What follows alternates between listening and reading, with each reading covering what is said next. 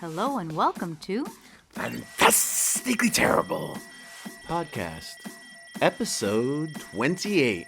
UFOs are real again.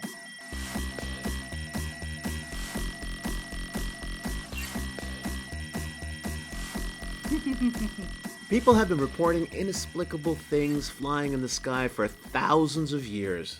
When did the U.S. government start to sit up and pay attention? Starting in the mid-1940s until the early 1950s. The investigators seemed genuinely interested in listening to witnesses and finding answers. Although they believed most UFO sightings could be explained, they were open to all possibilities. Then there was a period of denial. Denied. It's like the 7 stages of accepting death. Except in reverse. In reverse. You stay in denial. Yes. The focus was no longer on finding the truth or leaving them unidentified, but on proving an answer to every sighting. No matter how absurd it sounded, Swamp Gas, we're looking at you. The conclusion was predetermined. So where do things stand now? The U.S. government in 2021 finally admitted that it has credible witnesses and physical proof of UFOs or UAPs, unidentified aerial phenomenon that are unidentified. UAPs, like a UAPs. new Cardi B song. Destined to really irritate parents. Sounds like a weird app that you Yeah. can download. Thanks for the total 360 U.S. government that brought us all the way back to 1947. Can we call this the biggest flip-flop in modern history? It's like arriving at a party 3 hours after everyone left. So they started off being open, then they were deny, and then they're saying, oh, yeah, there are cases of unexplained phenomenon. Right. So we're back at the beginning. We're back at the beginning. So let's take a look back at where it all started and where things changed. There were probably 3 critical moments that led to the U.S. government focusing on UFOs. The first was World War II and the start of the Cold War with the Soviet Union. The second was Kenneth Arnold's historic 1947 sighting of a UFO, and that opened the Pandora's box of lots of other sightings. And then the third was the Roswell Incident in the summer of the same year, 1947. 47 was a hell of a year. It's a hell of a year. I'm going to party like it's 1947. Yeah. Yeah. So let's take these one at a time. During World War II, there were many Allied pilots who reported seeing balls of light following them, especially on flights over enemy territory. They nicknamed them FooFighters, not the music band. Well, they thought that they were secret weapons developed by Germany. Others argued that they were optical illusions, a natural occurrence, or electrical phenomenon known as St. Elmo's fire. St. Elmo's fire is a persistent blue glow caused by discharges of atmospheric electricity that sometimes appears as a faint light on the edges of pointed objects such as church towers, ship masts, electrical power lines, or the nose of an airplane. Perhaps more importantly, the world entered a new phase of rocket science and nuclear power after dropping the first atomic bombs on Hiroshima and Nagasaki in 1941. There was more of an awareness of space travel and a fear of being hit by a powerful weapon. The end of World War II and the start of the Cold War brought this awareness of flight, of air travel, of weapons that were extremely powerful.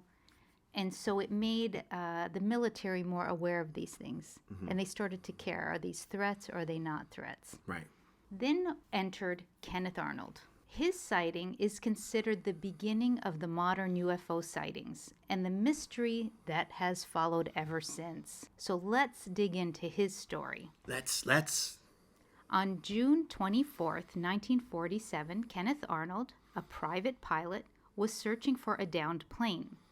He then saw in the sky 9 disc-shaped objects near Mount Rainier in Washington. These 9 objects glowed with a bright light and flew in a V formation. He estimated the object's flight speed at about 1,700 miles per hour, or 2,736 kilometers an hour. and compared their motion to a saucer if you skip it across the water. And that's when they coined the term flying saucers. And that's how they started to refer to them. That's crazy. I love it. The crazier, the better. That's right. And here's actually a clip I found of Kenneth Arnold speaking years later. An ordinary man in an ordinary street in America. But this man started the 1947 wave of sightings that swept the world when he claimed to have seen from his mountain rescue plane 9 disc-like objects, roughly 45 miles away, flying at a speed of approximately 1,500 miles per hour near Mount Rainier, Oregon. The date? June 24, 1947.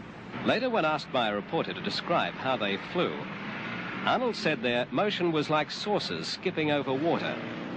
In the papers the next day, the world first saw the term flying saucer. On June 24, 1977, 30 years to the day after he first sighted them, Ken Arnold consented to speak to us. He had refused to make any public statements for the last 5 years. It's easy to see that after 30 years, he's still angry at the disbelief. All right, here we've seen something, I've seen something, hundreds of pilots have seen something in the skies. We have dutifully reported these things. And we have to have 15 million witnesses before anybody's going to look into the problem seriously? Why, this is utterly fantastic. This is more fantastic than flying saucers or people from Venus or anything as far as I'm concerned. The greatest surprise was when Arnold reported his sighting to the nearest U.S. military airbase. He found on the wall of the commander's office this classified gun sight photograph, which bore a remarkable resemblance to what Arnold claimed he had just seen, and Shaver had discussed 3 years before. Now I'm going to quote from the report on unidentified flying objects by Edward J. Ruppelt. He was the former head of the Air Force investigation code named ProjectBlueBook. I'll have a link to this and everything else, as always, on our website. Quote, "The era of confusion begins on September 23, 1947. The chief of the Air Technical Intelligence Center, one of the Air Force's most highly specialized intelligence units, sent a letter to the commanding general of the then Army Air Forces. The letter was an answer to the commanding general's verbal request to make a preliminary study of the reports of unidentified flying objects. The letter said that after a preliminary study of UFO reports, ATIC, or ATIC, concluded that, to quote from the letter, the reported phenomena were real. The letter strongly urged that a permanent project be established at ATIC to investigate and analyze future UFO reports. It requested a priority for the project, a registered code name, and an overall security classification. ATIC's request was granted, and ProjectSign, the forerunner of ProjectGrudge and later ProjectBlueBook, was launched. It was given a 2A priority, A being the highest priority an Air Force project could have. With this, the Air Force dipped into the most prolonged and widespread controversy it has ever or may ever encounter. The Air Force grabbed the proverbial bear by the tail, and to this day, it hasn't been able to let loose." That is a really big bear. I mean... Well, this is why the reason I quoted this, because it shows at the beginning they were taking it seriously. It had a 2A classification. They gave it a code name. You know you're a big deal when you get a code name. Wow, I want one. And they said, quote, "the reported phenomena were real." So this is kind of our premise for the show. At the beginning, they were open to the possibility, and they believed that maybe not most of them, but some of these sightings were unexplained. Well, it's interesting because I've heard people say that it's our technology. If it was in 1947, it's impossible because we would have been using that technology by now. You know, usually technology comes out in sort of chunks like... Well, nothing is ever impossible, but highly unlikely. The physics behind it is... Yeah, you wouldn't have such high technology and hide it forever and never We're still use it. basically running off of putting fire in a thing and making it spin. But anyway, the letter to the commanding general of the Army Air Forces from the chief of ATIC had used the word phenomena.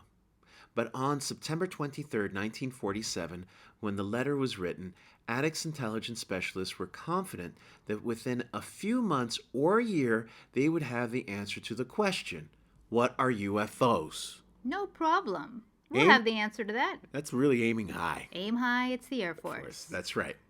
The question, do UFOs exist, was never mentioned. The only problem that confronted the people at Attic was, were UFOs Russian or interplanetary in origin? Either case called for a serious project shrouded in secrecy.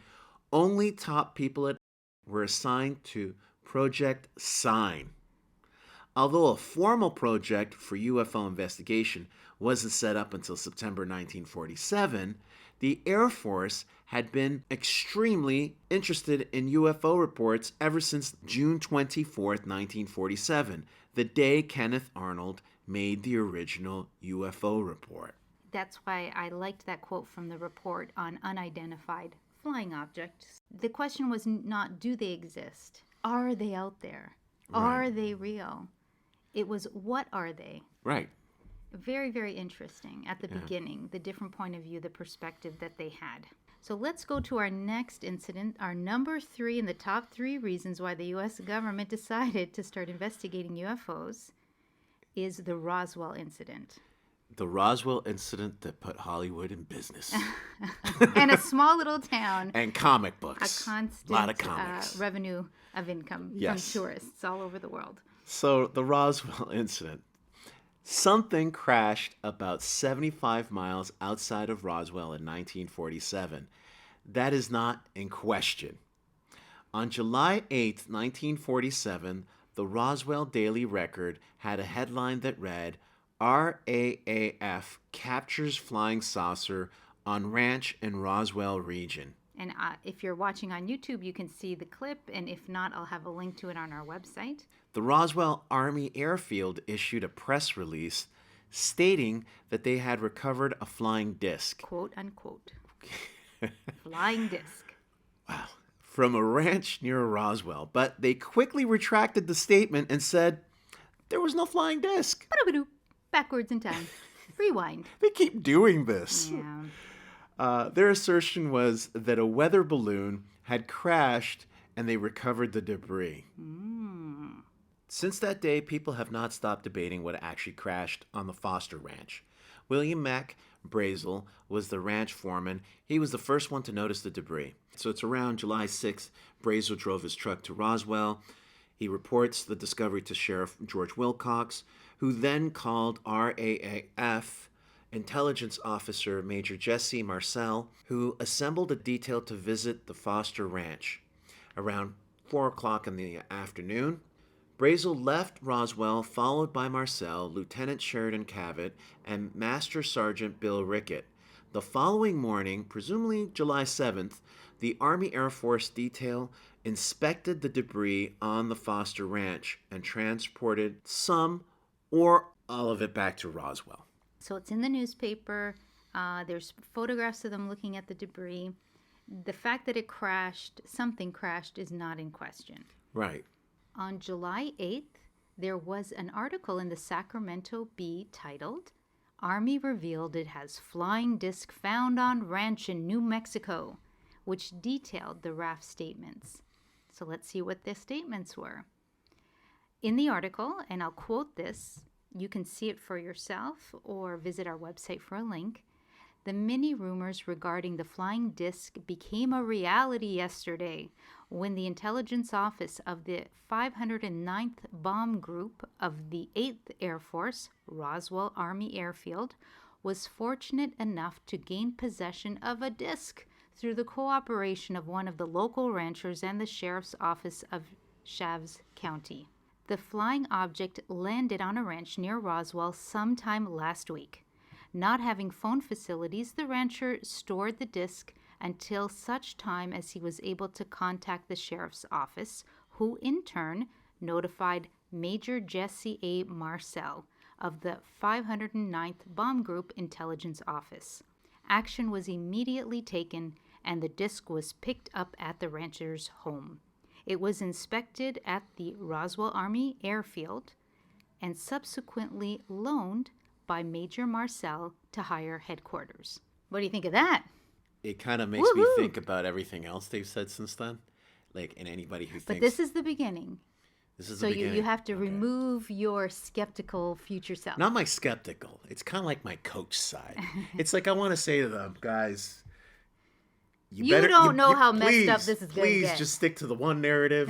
Can you please just stick to the one narrative? Please. So up to July 8th, we have a consistent story. Consistent. So what happens on July 9th? It goes to crap.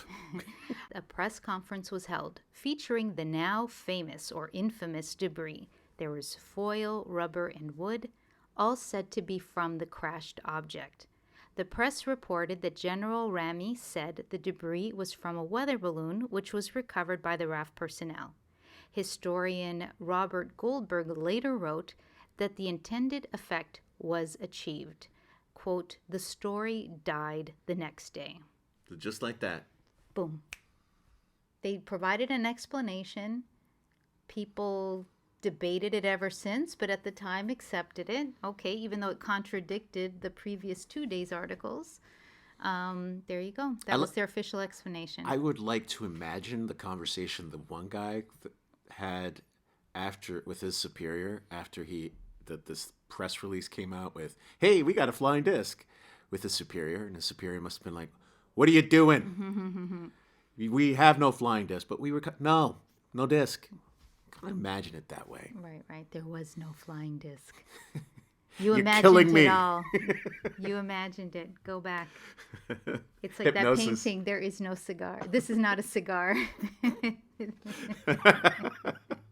But then they did it to us nationally and internationally. So if we go forward a little bit in time, in 1978, the Roswell Incident was in the spotlight again. So after this, it pretty much died. In 1978, UFO researcher Stanton Friedman interviewed JesseMarcel. He was the officer who originally assessed the crash site. Marcel said he didn't believe it was a weather balloon and described the material in detail. He also said, quote, it was not anything from this earth. That I'm quite sure of. I was familiar with just about all materials used in aircraft and or air travel. This was nothing like that. It could not have been, end quote. Wow. So this was the first time someone publicly said, I don't believe the story, and I was one of the guys investigating the actual site. You mean it wasn't like his nephew? No, it wasn't a friend of a cousin's friend who lived down the street and went swimming with... Right. Right. So then to make things even more confusing, in 1994, the government admitted that there was actually a cover-up. But not what you think. Okay. They doubled down on their weather balloon story. But said the reason they covered it up was because it was part of a top secret program called ProjectMogul, which secretly used microphones and balloons to try to detect sound waves from bomb tests from long distances. So basically they're saying, we were lying, we did cover it up, but really it was a balloon. Believe us, we were lying about something else.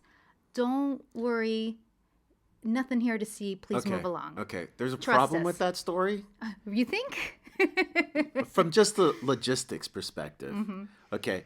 So you got this balloon floating around, and you need some freaking rancher to call you up and go, hey, your freaking balloon landed on my backyard. That doesn't make sense. And then official investigators are sent. Right. They do not identify it as a balloon. Right. They apparently take it back, issue a press release saying, yes, we found this. It was some flying object that landed. Right. Then the next day, there's another press conference that says, no, it was a flying balloon. This is like This is like Inspector Clouseau. Yeah, and if you think, it's in the past and things it's were totally confusing, inept. Even in 1994, that wasn't that long ago, they were still trying to say, okay, we admit there was a cover-up, but not about the balloon part. Yeah. It's crazy. It's totally inept. Because ultimately, if you have something like that floating around, you would have people watching it. So if you think things ended in 1994, Of course not. you're wrong Of again. course not. Of course not. In 1995, U.S. Congressman Steve Schiff from the 1st Congressional District of New Mexico requested the release of files related to the Roswell report. And my guess is because of the statement in 1994, it stirred the hornet's nest. People were again saying, we don't believe what you said. Right. And so they probably wrote letters to their congressman who then requested the files. Right. So this is a quote from the GAO report on the Roswell Incident records. And we got this from roswellfiles.com. Not the Rockford Files? That's so ancient. I know. That's before our time. I love the reruns. So the roswellfiles.com will be linked on the website. And if you're watching, you can see the screen now as I'll read this. Washington Congressman Steve Schiff today released the General Accounting Office GAO report detailing results of a records audit related to events surrounding a crash in 1947 near Roswell, New Mexico, and the military response. The 20-page report is the result of constituent information requests to Congressman Schiff and the difficulty he had getting answers from the Department of Defense in the now 48-year-old controversy. Schiff said important documents, which may have shed more light on what happened at Roswell, are missing. The GAO report states that the outgoing messages from Roswell Army Airfield, or RAF, for this period of time were destroyed without proper authority. Schiff pointed out that these messages would have shown how military officials in Roswell were explaining to their superiors exactly what happened. And this is a quote from Schiff. It is my understanding that these outgoing messages were permanent records which should never have been destroyed. The GAO could not identify who destroyed the messages or why. But Schiff pointed out that the GAO estimates that the messages were destroyed over 40 years ago, making further inquiry about their destruction impractical. But the story doesn't end there. Of course not, because they already, as Martin Scorsese says, they've lost the narrative. They lost the narrative thread. They keep losing it because they keep trying to cover things up and they forget what they were covering up. It's like a kid who didn't do their homework and keeps giving you all these stupid lies why they didn't do their homework, and it just makes absolutely no sense. Well, but please, go on. This is a little different than what you're thinking. Here it was Schiff in his statement that I just read that gave the impression that the documents were destroyed. But if you do a little digging, as well as in roswellfiles.com, there is a section called the missing documents. And here's a small section, but I encourage you to visit their site. It has a lot of information. So regarding the quote-unquote destruction of all of the materials, because it sort of ended the they keep trying to end the discussion, right? Through bad bureaucracy. Ended. Period. Full stop. No more. So that even Schiff did that. Even the congressman did that. So this is a quote again from roswellfiles.com in the missing documents section. Virtually everyone has been told that the government illegally destroyed documents referring to Roswell, but this is not what the GAO said. Further, there is nothing about illegal destruction of documents in the GAO report. And if you actually do look through the GAO report, it's true. They didn't say that they were destroyed. They used different wording for different things, and they didn't reveal what they were. I don't know if they're lost. They were very specific, too, about saying this search criteria, we searched for this, and nothing came up. But immediately I thought in my mind, what if that's the wrong search criteria? Well, what if it's somewhere else? Some people have told me that this whole thing could be like a psyop This is not a psyop unless it's done by Inspector Clouseau. And it's over so many years, so many managers, so many directors. They wouldn't have the same consistent response to things. Or they shows. should have a consistent. This is the story. This is how we do it. Just keep going. If it's a psyop, that's exactly. Right, this right. is why it's not, because it's so sloppy. Let me read a quote here from the actual GAO report. Our search of government records was complicated by the fact that some records we wanted to review were missing, and there was not always an explanation. Further, the records management regulations for the retention and disposition of records were unclear or changing during the period we reviewed. So RoswellFiles.com did a good job of what were these changing regulations? Because there are rules on when to destroy documents. There's usually a shelf life. They actually showed that because of when it happened, it could very easily be filed away somewhere instead of being destroyed. Right. Because they were in between changes. Just as they mentioned here, there was a change in management regulations for the retention of the records. So they could have easily fallen in between that and not, because there's not really evidence of it being destroyed. Right. So who knows? It might be like the Raiders of the Lost Ark. It's filed away somewhere. So one thing in the GAO report, which I will link to, and you can read the whole thing if you like, was this little section called FBI Teletype Message dated July 8th, 1947. Right. So remember, July 8th, the day before they denied the story with the balloon. Hit me. At the Roswell Incident. So I'm going to quote here. This is from, and a teletype is sort of a telegraph. Can I read it? Yeah, I want to read absolutely. it like the 1940s guys. Okay, if you see little symbols, you can ignore it. Okay. But this is date FBI Dallas. FBI Dallas 7847-617 p.m. 6:17 Director at p.m. SAC. Cincinnati urgent. Flying disc. Information concerning headquarters 8th Air Force. Telephonically advised the office that an object purporting to be a flying disc was recovered near Roswell, New Mexico. This date, the disc is hexagonal in shape. Hexagonal. Keep going. Hexagonal. You're doing well. I'm trying to keep this voice. In shape and was suspended from a balloon by a cable, which balloon was approximately 20 feet in diameter. Further advised that the object found resembles a high-altitude weather balloon with a radar reflector, but that telephonic conversation between their office and Wright Field had not borne out this belief. Interesting. Yep. Disc and balloon being transported to Wright Field by special plane for examination of information provided this office because of national interest in case.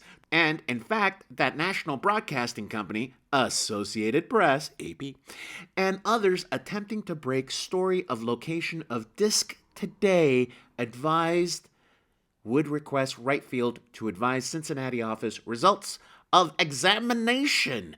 No further investigation being conducted. So I could be wrong. Maybe you out there or everyone can comment what you think, but that line there where it said in your wonderful telegraph voice I've been dying to do that. that the Wright Field had not borne out this belief. Right. That tells me the belief in the balloon story. I guess, yeah. It seems that way. I mean, 20-foot balloon. And they're also saying disc and balloon being transported to Wright Field by special plane for examination of information. I mean, they could have said, yeah, we have this balloon and it's disc and it has a disc. Well, let's not hypothesize on what they could have said, but this is very interesting because it's from the FBI in Dallas. Right. It also says at the end they're not going to further investigate. They're sending it to them to see what's going on. And it says right there, disc and balloon being transported. Right. You know, So how is there no flying disc? I tend to see this, and it's kind of like when you see bad fiction and you want to kind of help improve it.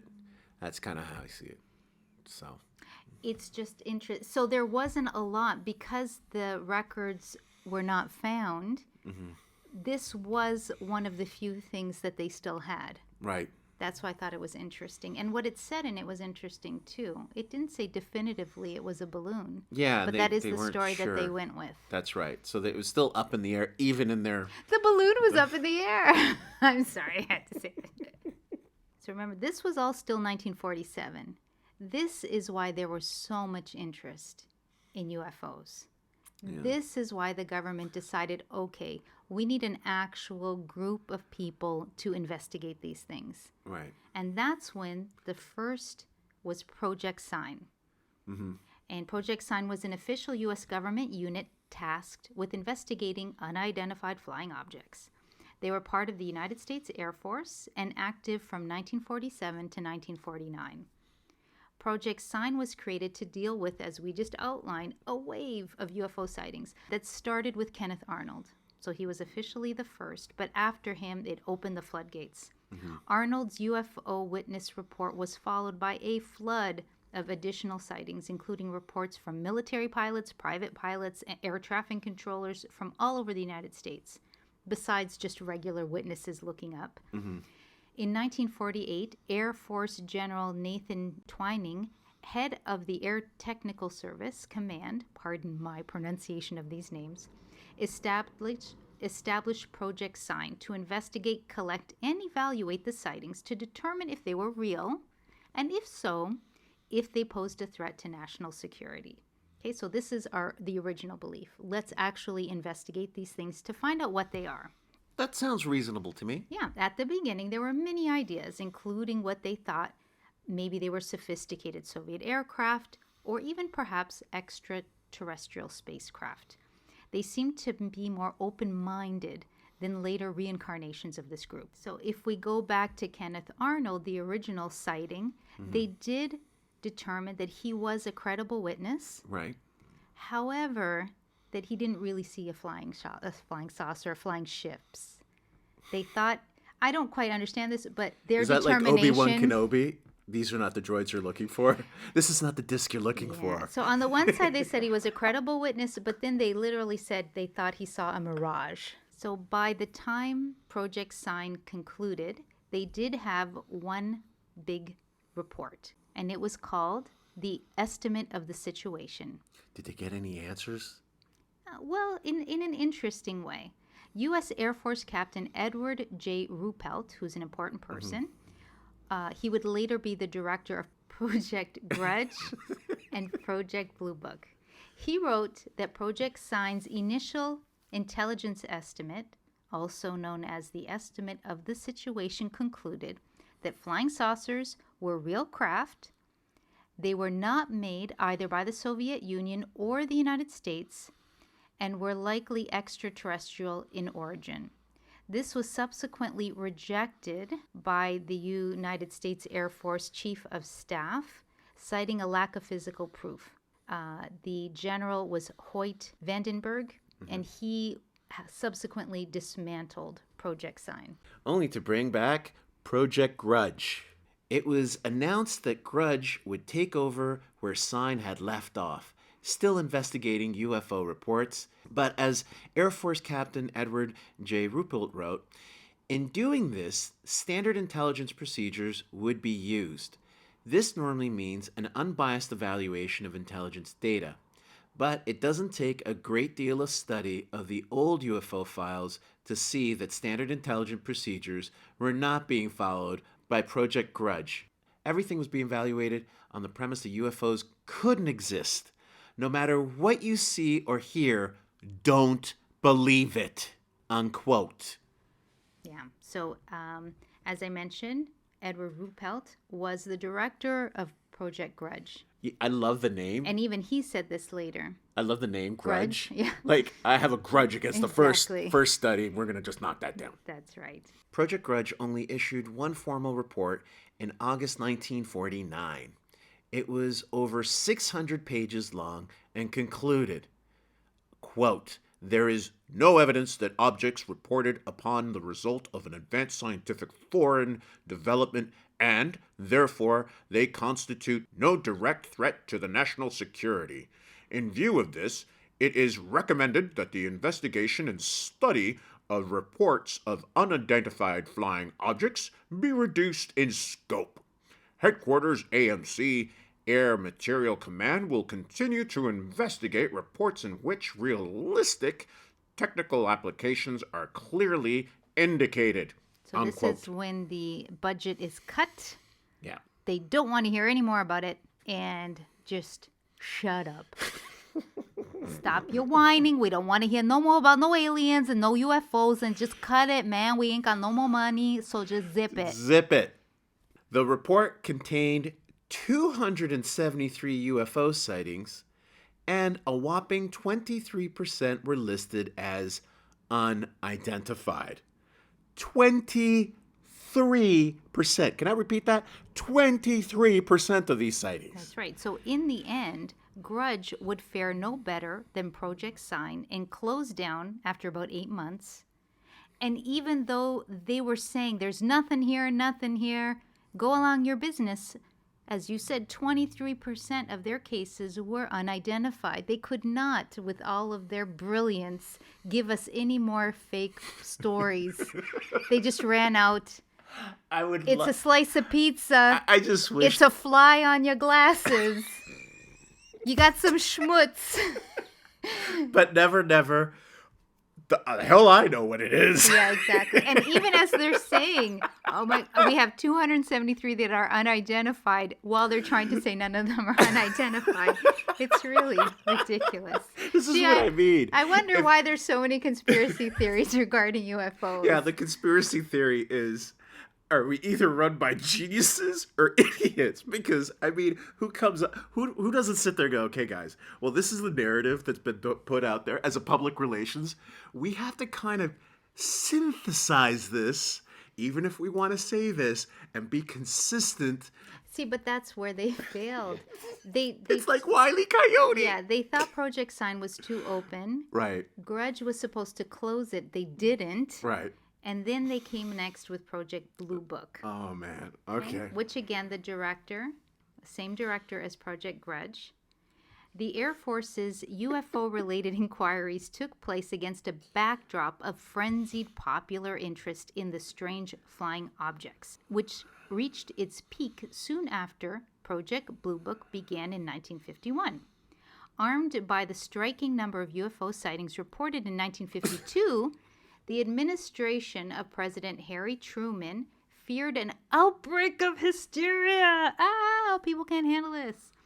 Over the next 17 years, ProjectBlueBook would compile reports of 12,618 UFO sightings or related events. Blue Book would eventually classify more than 90% of these as identified, so not bad, meaning they were caused by a known astronomical, atmospheric, or artificial man-made phenomena. The remaining 700 incidents remained unidentified, including cases with insufficient information. So it doesn't mean that there were 700 that were unidentified. Some of them just didn't have enough to go on. And I'm quoting here, I didn't mention from an article in History.com. In 1966, Dr. Edward Condon headed a committee to examine the details of 59 UFO sightings investigated by ProjectBlueBook. In 1968, they released the Scientific Study of Unidentified Flying Objects, better known as the Condon Report, in 1968. What did they find? They found no evidence of unusual activity and recommended that the Air Force stop investigating UFO-related incidents. This is also ego-driven. It's such a pattern, too. In 1969, ProjectBlueBook was officially terminated. Mm-hmm. So, out of all of these, over 12,000 UFO sightings, they had about 700 that were unidentified. They took 59. That's a lot. They only took 59 out of over 12,000 and said, bah, nothing here to see, nothing unusual. Don't know what you're looking at. Please move along. No conspiracy here. If they have a PSYOP, I hope it's called Project Blue Balls. Because they've been jerking around the country. That's brutal. They've been jerking the country around with this for years. Decades. Decades. Generations. And let me put it this way. And now, that's what I If was this was saying. one of ours, there is no moment in human history, and this is for anyone who thinks, oh, the military's so bad and this, that, the other. There's no moment in human history that we would have a weapon and we would keep it to ourselves. That's given a certain amount of benevolence to Yeah. human beings that we just do that's not true. have. It's true. We Like, would be you waving have it this around. high technology and never use it? But that brings us to the modern day, 2021. What happened? Just to mess with our heads again. They finally admitted that UFOs are real. Yeah. Yes, they are. You can say that and not be considered an absolute insane nut job Yeah. because the government says And you there know what? are. And nobody cares. After this, So they spent decades. Yeah. Oh my Well- God, what will people think? We're chaos, dogs sleeping with cats, Yeah. all this stuff, and then everybody's like, yeah, so Lion what's in the Kim lamp. Kardashian doing? we can say with absolute confidence, with the full backing of the U.S. government, that UFOs are real. Right. Yep. Thanks for stating what pilots, radar trackers, and other professional witnesses have said all along. They'd never said that they were aliens, but they definitely said they were something. Well, because they backtrack, move forward, and Yeah. back and forth. One step forward, 20 steps stirs the back. imagination. People are like, oh my God, they're playing poker with aliens in Area 51. We don't know what they are, and I'm happy What knowing was that not movie? what they It was are. the movie with Paul. Paul. Yeah, that so was a funny movie. it's great for artists because it spurs your imagination, makes you think. What would if aliens came here? and What all this if? stuff. What if? Right. You can really go down lots of different things. I wanted to focus on the major flip-flop since the beginning until now. And because this subject is so interesting, we want to do a follow-up next week. Why? Because lawmakers have demanded answers in legislation. I believe it was January of 2021. The U.S. intelligence agencies and the Defense Department must produce files on their opinions on the existence of UFOs and other unidentified aerial phenomena. They're expected to comply with this request on Tuesday, June 1st. So next week we will do a follow-up to this episode to see what was revealed. It's Roswell Christmas. I want you to draw me an alien with a Santa hat and maybe a margarita. Sure. Okay. But the best is going to be, they're going to put all that out there and say, no, man, it's just gases. Yeah, that might come next year.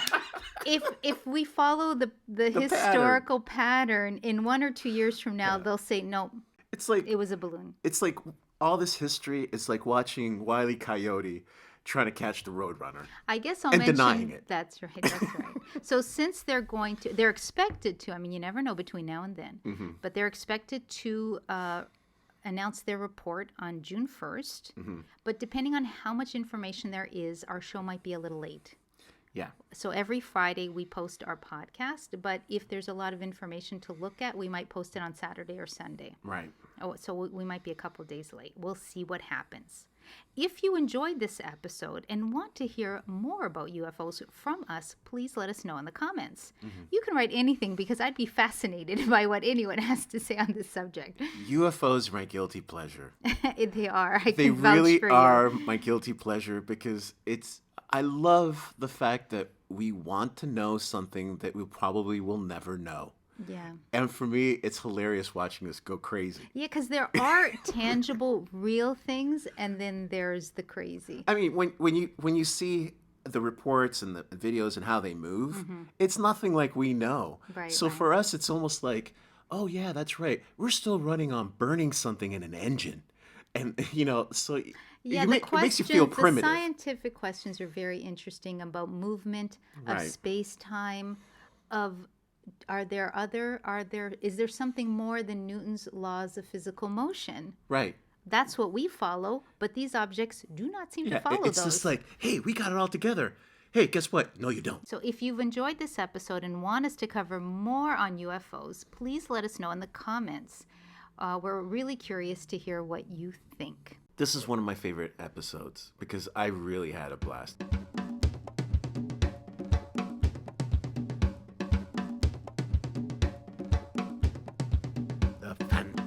Fantastically terrible.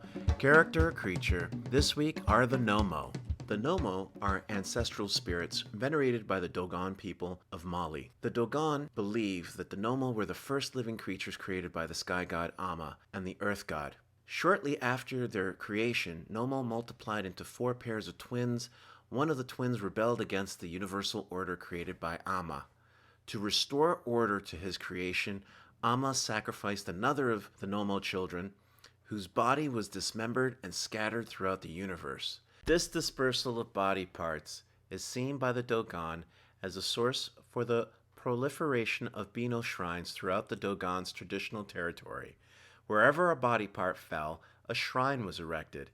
The Dogon believed that the Nommos were inhabitants of a world circling the star Sirius. These amphibious beings bestowed their knowledge to the Dogon, including the location of their extraterrestrial home. If you've heard of Sirius B, you'll know it's invisible to the naked eye. According to French anthropologists Marcel Griot and Germain Diterland, who consistently stayed with the Dogon in the 1920s and 30s, the tribe was aware of the existence of this star, which they call Potolo. Furthermore, they knew every detail of the white dwarf near Sirius B. They knew the length of its orbit in years, the shape of its orbit, and the fact that the white dwarf is quite dense.